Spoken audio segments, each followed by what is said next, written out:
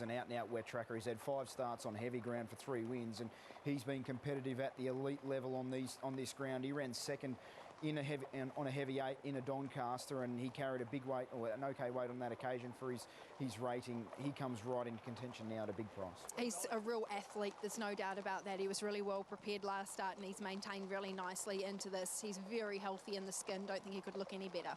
Half of the career wins of Mugatoo have been on soft surfaces. He ran a slashing race in the Cox Plate when he ran 4th. Terrific run, and yeah, look, I think with the conditions, it's not an issue. We know he likes it. He's good on top of the ground too. They've targeted him for this race. He's right in the game. And he certainly doesn't have any...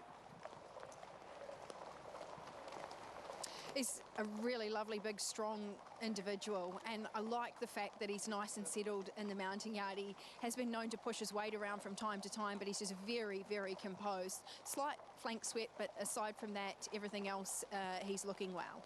And then we get to number 7, the Harrovian, 17 career wins, including a Cairns Cup, and a big bunch of owners right near us. 40 of them have come down to give him a big cheer. Can he handle the rain-affected track and wait for age and win? Well, there too, Head.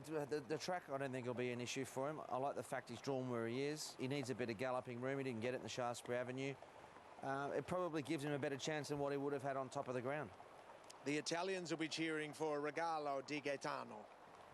Very nice, Richo. Third up, big, tall order. We had Luna Fox win an Australian Guineas at 300s, and it would be just as big a shock if this guy managed to pull it off.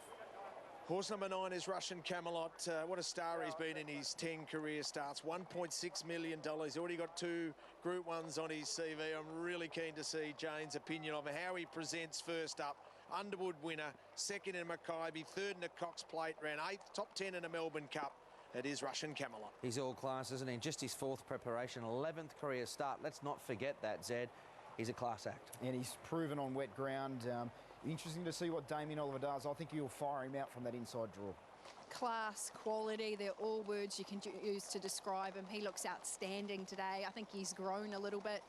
He's furnished. I know the team have been very forward in saying he's ready for this. He looked like that in the yard. He looks outstanding in the coat, and the best thing was he was lovely and settled. There were no signs of freshness with him. He's headed out early, but he was on his best behaviour. Tens are scratching Arcadia Queen. We move to the other great mare, Probabile. Probabile, she's another class act. Her form this prep's been, you just can't fault it. The soft track, it's going to bring others into play. She's got through it in the past though, Zed. She has, yeah, well, it's interesting that the stable were reluctant to really want to run her on this type of ground. We're going to see the test of that now. She's, potentially in the best order she's ever been in, but the track has to be some sort of query. Look, she is a consummate professional.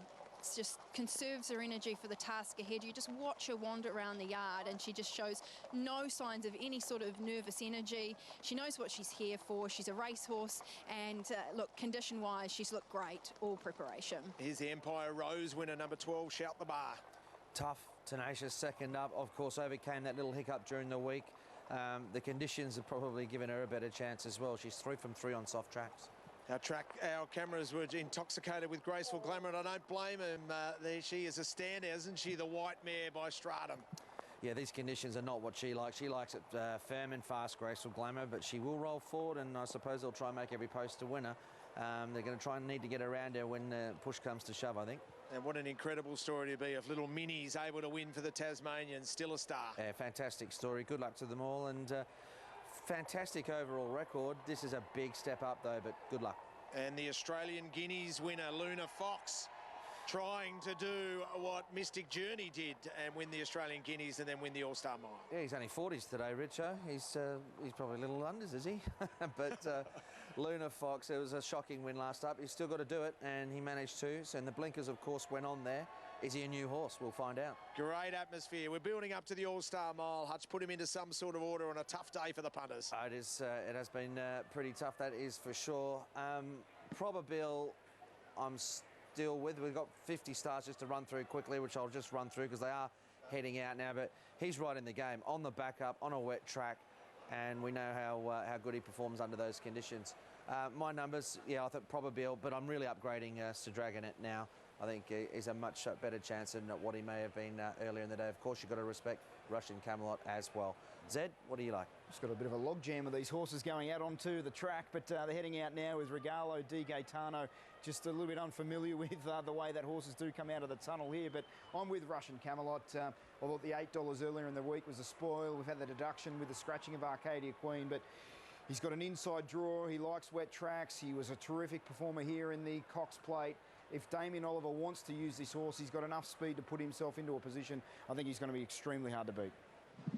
Russian Camelot on top for me, the 9. Look, there's no secret I love this horse, and I just think he is a real racehorse. He's just an athlete. He's come back better this preparation. I think he's forward enough to be competitive here. He's just an outstanding individual. Loved the fact that he kept himself nice and settled today. He was on his best behaviour, so let's hope that means he can put his best foot forward.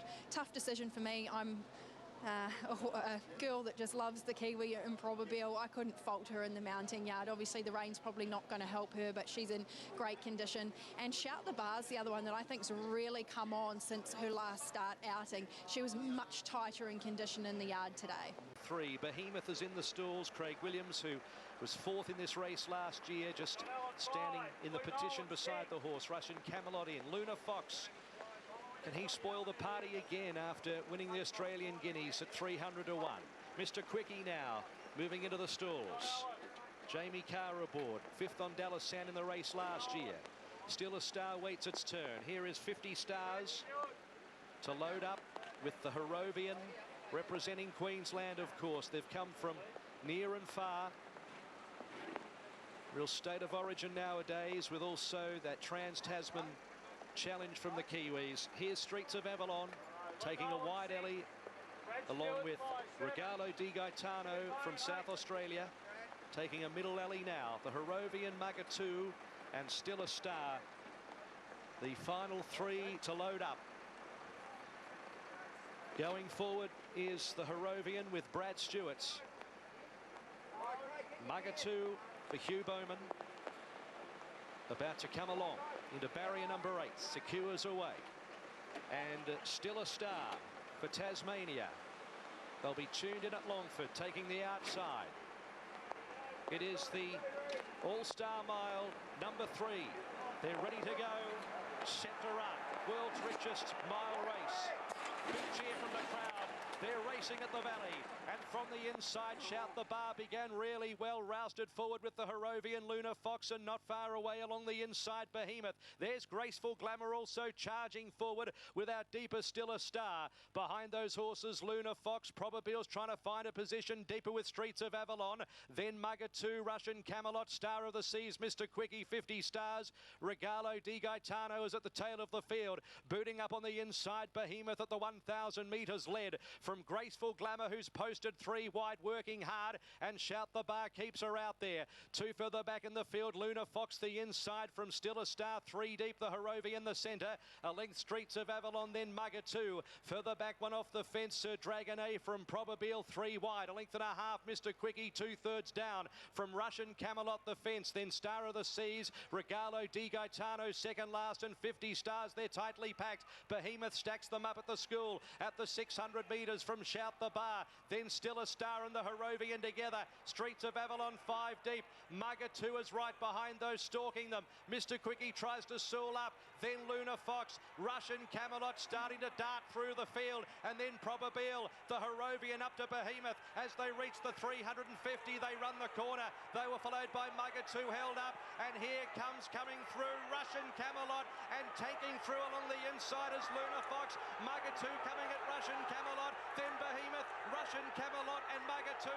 Stride for stride. Magatu fights. Magatu for New South Wales. 1 All-Star Mile 3 by a half. Second Russian Camelot, a gap to Luna Fox or Behemoth. It was a terrific race. Then the Harrovian, Star of the Seas, Stars of Avalon, or Streets of Avalon, and they were followed by 50 Stars. Behind them, Sir Dragon A in company with Still a Star, Probabile, and behind those, Mr. Quickie, Shout the Bar, and Regalo di Gaetano. Absolutely brilliant race with the 2 champion jockeys. Their tactics were fascinating. At one part of the race, 1,000 metres out, they were 3 and 4 pairs back on the rail. Damien Oliver was behind Hugh Bowman. Ollie got moving on Russian Camelot. He noticed when he got to the corner that Mugatoo was trucking with Huey Bowman, and he tried to keep him in a pocket, and eventually Huey got the gap when Harrovian just started to wilter, and in through the gap he went. Damien Oliver versus Huey Bowman. It was a masterclass from the two superstar jockeys, and Huey punches the air and says, how good was that? She's Apple's all right.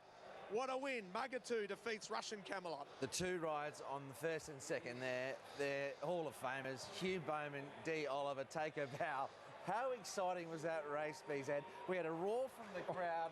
I can't remember the last time I heard a roar like that. No. Even on Cox Plate Day, you're expecting a big roar. There's, you know, only a capped capacity of 9,000 people here. It felt like it was the hooter going on the AFL Grand Final. I agree. The crowd erupted when Hugh Bowman went through the gap. Russian Camelot was there. What an exciting race that was. And both these horses travelled on the inside for the majority of the race, and it took brave decisions from these two champion riders to weave their way through the field. And what about past the post? Just added some further excitement with the streamers coming out.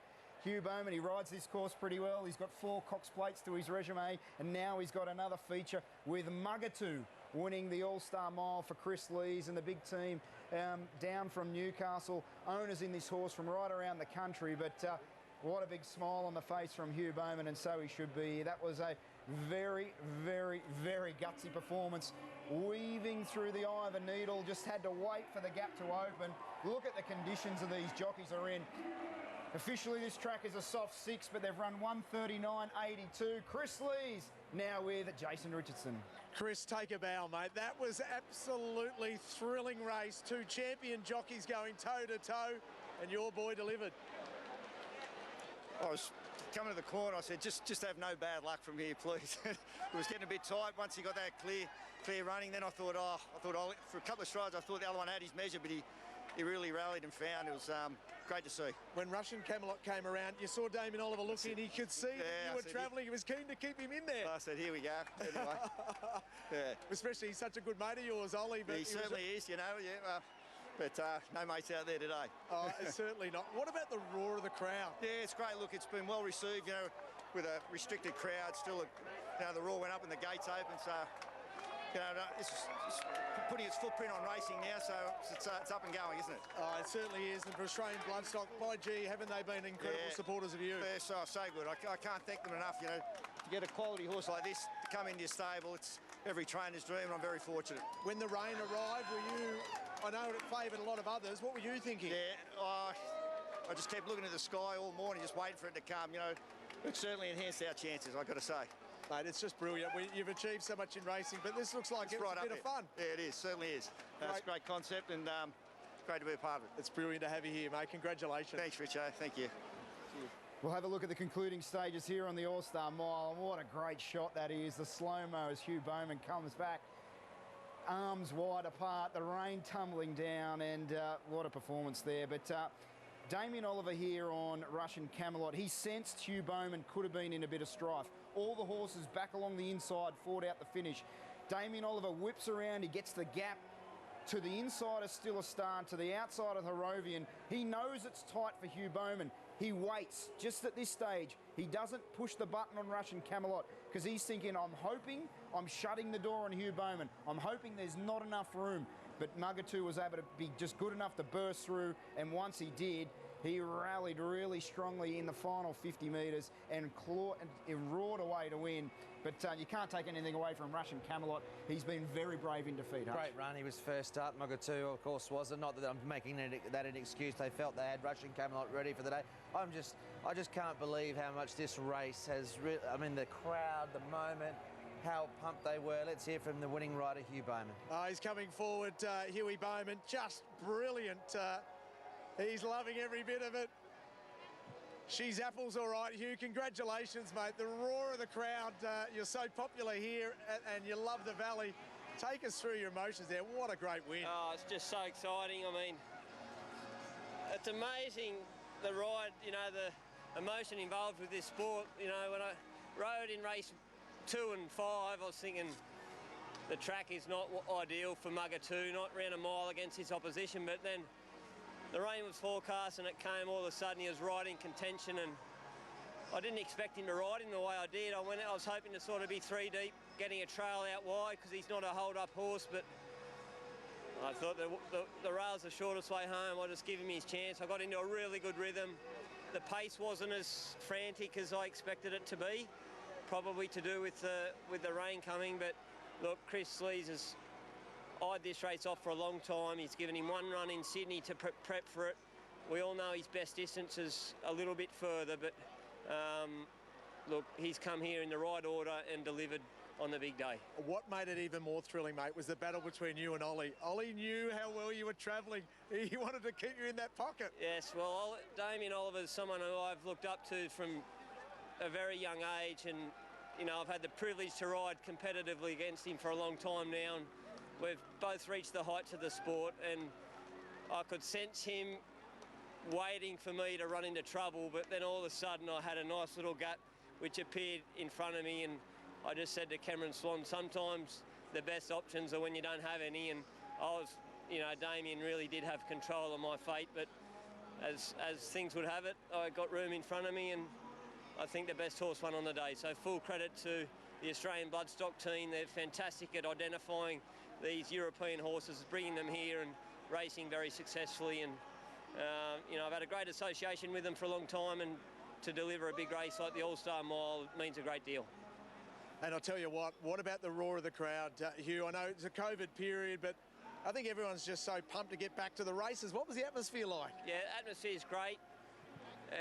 I've come home to a few good roars at the Moonee Valley crowd, and today's no exception. It was fantastic. Mate, you thrilled us all. Thank It you. was brilliant. Well done. Yeah, fantastic stuff there with Richard.